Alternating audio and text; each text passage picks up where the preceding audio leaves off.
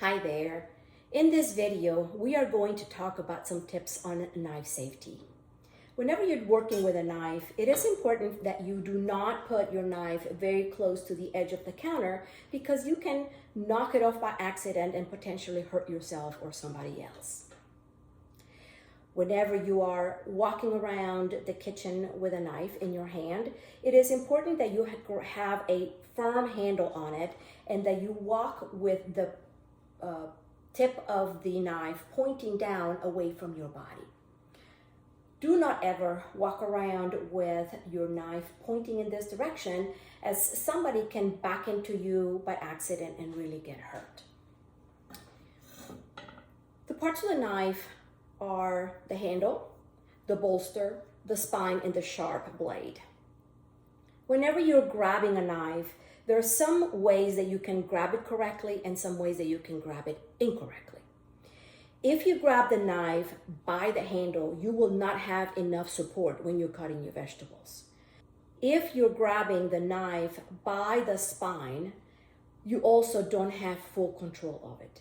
So the best way to grab your knife is to grab it by the bolster in kind of sort of like a pinch motion so that now you have a perfect handle on it and you can begin cutting your vegetables.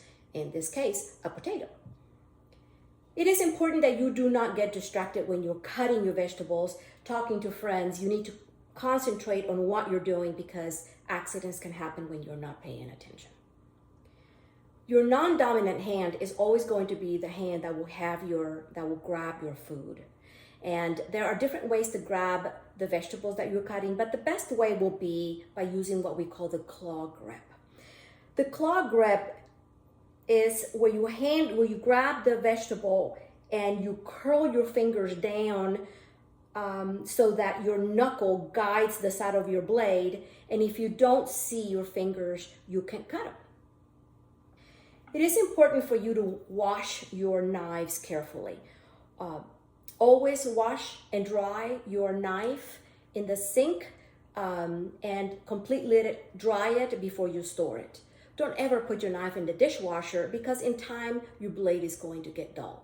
Also, you should never put your knife in soapy water because you can reach out in it and try to grab it and get hurt that way. When you store a knife, I have a magnetic clip that I use, and this stores my knife very, very safely in a separate kitchen drawer. I also have a kitchen knife block, and I like this block because it stores all of my knives in a place where I can see them. But one of the features that I like is my steak knives. And notice how the spine side is the way that I store them because I can slide my knife quite easily and I can take it out without the serrated sharp side cutting into the wood every time that happens. Something else that we should discuss is your cutting board safety. Notice that mine is locked in place, and so it's very safe for me to use it whether I'm cutting vegetables or meats, poultry, fish, and so on. Which brings me to my next point.